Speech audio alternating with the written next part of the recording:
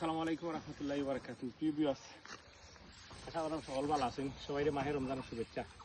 তো আজকে আইছি আপনার দেখা লাগের দানর লাহান গম খাটলাম। কত আমার দাইদুল আর আমি দুজনে মিলিয়া গম খাটলাম। আর গম খাটলাম দেখানি কইতে পারেন যে কারেন্টের জাল সামনে এখানে। তো কারেন্টের জাল দেওয়ার একটা কারণ হইল যে ফাঁকি উড়াউড়ি করে, আমরা থাকতেও ফাঁকি খাইয়া খাইলাম, আর খাইয়া ফাঁকি অর্ধেক করে নিছে। তো অনেক পরামর্শ দিয়েছিলাম, ভিডিও দিয়েছিলাম যে কারেন্টের জাল দেউকা উপরে হয়তো ফাঁকি বয়ে আইতো না, দিছিলাম, তাতে কোনো লাভ হয়েছে না। আমরা এখানটা তুইও ফাঁকি খাইলাই। তো এখন তো আসলে এমন এক যুগ, মানুষে এখন মানুষে বাঘে বয়ে পায়।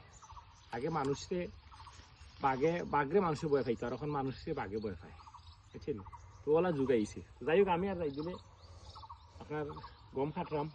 আর গম তো শেষ দিকে লইয়া হলে কতটুকু হইল না হইল আপনারা জানাইনি। ভালো ফসল হয়েছিল, কিন্তু থাকি তার খানি সংগ্রহ করার লাগে আমরা যে গমটা আনছি। আর অনেকেও প্রশ্ন করছিলাম, আমি প্রশ্ন করছিলাম যে কোন দেশে গম বেশি হয়।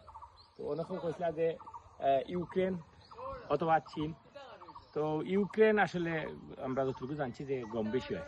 আমরাও চিন্তা করবো আগামীতে আমরা সুন্দর ওলা ফসল ফলানির লাগি, গম উৎপাদন করার লাগি।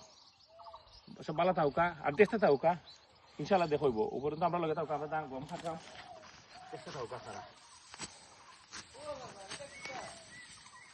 থাকুকা।